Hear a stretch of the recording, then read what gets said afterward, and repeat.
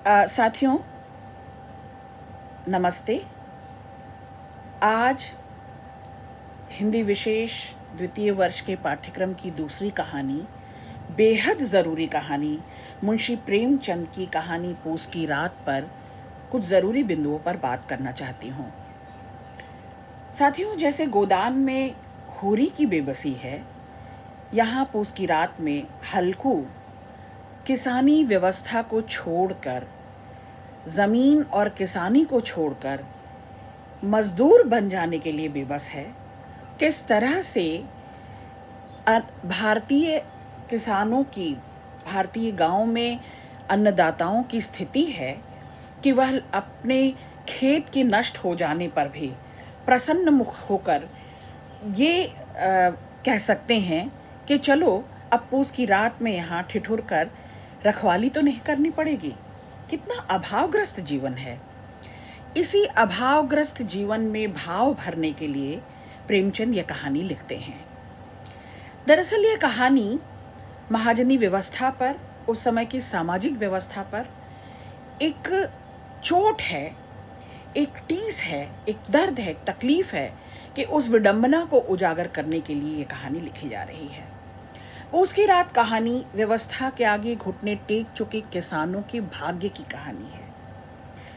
यह एक मेहनतकश किसान जिसे अपना खेत सबसे प्यारा होता है, पर अपने सबसे प्यारे खेत को भी नष्ट हो जाने पर वह अपनी पत्नी से कहता है कि चलो बला छूटी, दो दो पैसे के मोहताज हम, कंबल तक खरीदने की हमारी स्थिति नहीं। अब ऐसे में यह खेत उजड़ भी गया तो इस खेत ने कभी भरपेट भोजन भी तो नहीं दिया। यह अभावग्रस्तता है, अन्नदाता की अभावग्रस्तता है। वह मजदूर बनने के लिए बेबस है। जहां किसान खेतों से विमुख हो रहा है, भारतीय ग्रामीण जीवन की ये सबसे बड़ी विवशता है कि किसान लगातार भूख से, अभाव से ग्रस्त है और रोजी रोजगार के लिए वह शहरों की ओर बढ़ रहा है और गांव छूट रहे हैं, खेती छूट रही है, जमीन छूट रही है।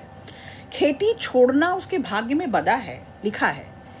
पेट की भूख है, कर्ज है और अपमान और गालियां हैं।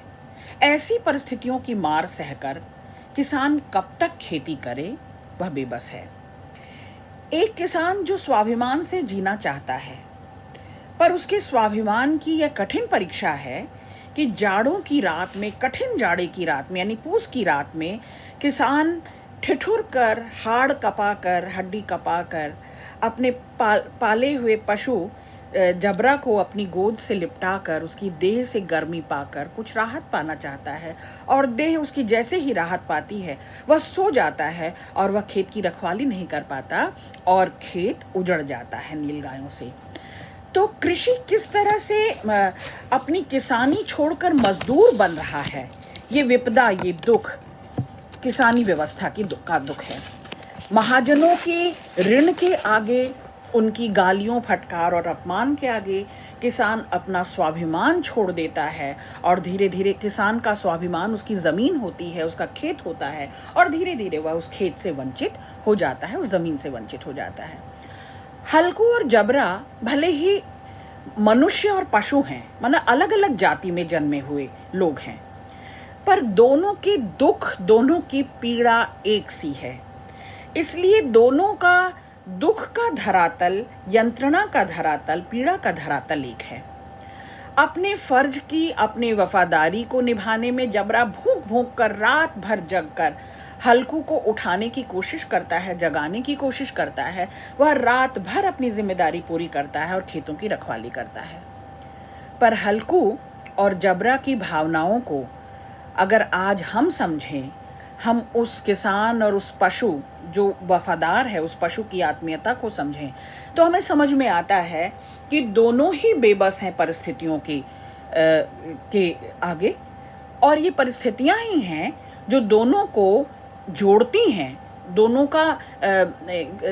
का यातनात्मक धरातल क्योंकि एक होता है, तो दोनों एक दूसरे से राहत और सुख पाते हैं। दोनों ही कठिन परिश्रम के बाद भी अपनी खेती नहीं बचा पाते और नीलगाय खेती उजाड़ देती हैं। हार कर मजदूर बनने के लिए बेबस है हल्कू भी, जबरा स्वामी भक्त तो है, स्वामी भक्ति का प्रतीक है। वह अचेत हो जाता है, वह भूख भूख कर अचेत हो जाता है, अपनी वफादारी निभाते हुए अपने प्राण संकट में डाल देता है। पर हल्कू के खेतों की रखवाली करते हुए भी वह खेत बचा नहीं पाता। यही दुख दोनों का दुख है, यानी खेतों का नष्ट हो जाना, सारे द्वंद्व का ही जैसे समाप्त हो जाना है।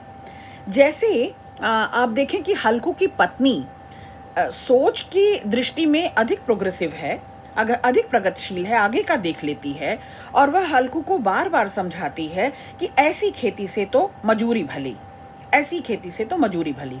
दरअसल वह देख रही है कि वह खेत जो परिवार का भरण पोषण नहीं कर पा रहा, वह खेत जो 2 जून का अनाज नहीं दे पा रहा, हमारे हिस्से ही कितना आ रहा है, वह यह सब समझ लेती है, भांप लेती है।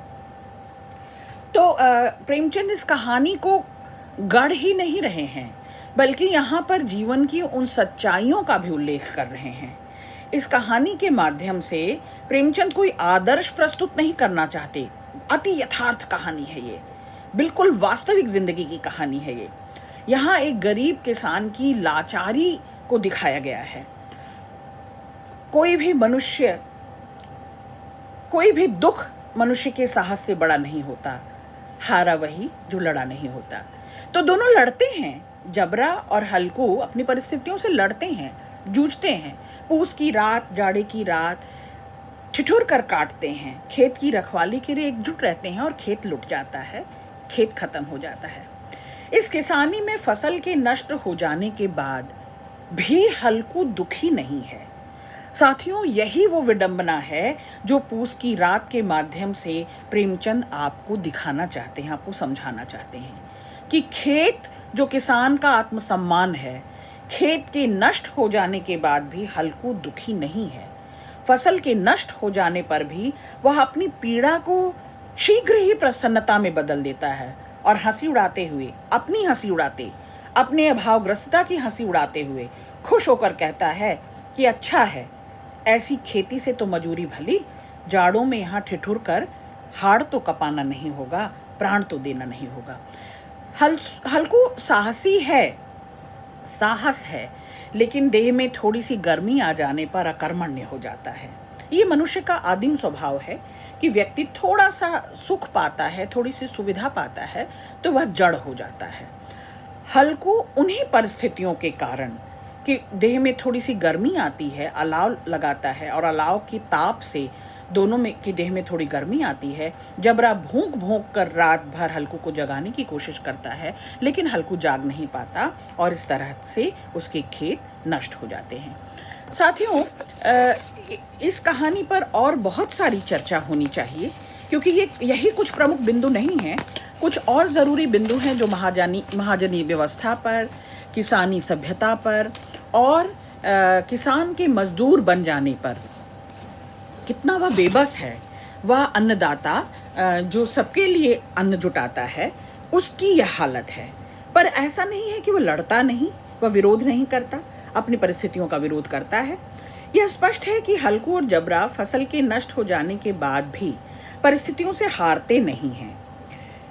उन दोनों ने विषम परिस्थितियों का डटकर मुकाबला किया, जुटकर मुकाबला किया। दोनों ही पूस की रात में ठंड में लड़े, जूझे, अपनी स्थितियों से हारे नहीं, और दोनों ही अपने कर्तव्य निभाते रहे। कर्तव्य निभाने में जीत किसकी हुई, हार किसकी हुई, यह मायने नहीं रखता। कर्तव्य का निभाना और दूरंदेशी से अपने लिए हितकर सोच लेना, जैसा कि हल्कू ने सोचा। हल्कू शीर्षक में, हल्कू नाम में उसके व्यक्तित्व का हल्कापन नहीं है साथियों। वह हल्का हो जाना चाहता है, वह इस कर्ज से हल्का हो जाना चाहता है, इन गालियों और अपमान से हल्का हो जाना चाहता है। वस्तुतः वह महाजनी सभ्यता से हल्का हो जाना चाहता है, इसलिए वह किसानी से हल्का होकर मजदूरी स्वीकारता है, और यही किसानी जिंदगी की सबसे बड़ी विडंबना है। अगले प्रमुख बिंदुओं पर हम अगली कक्षा में बात करेंगे। धन्यवाद।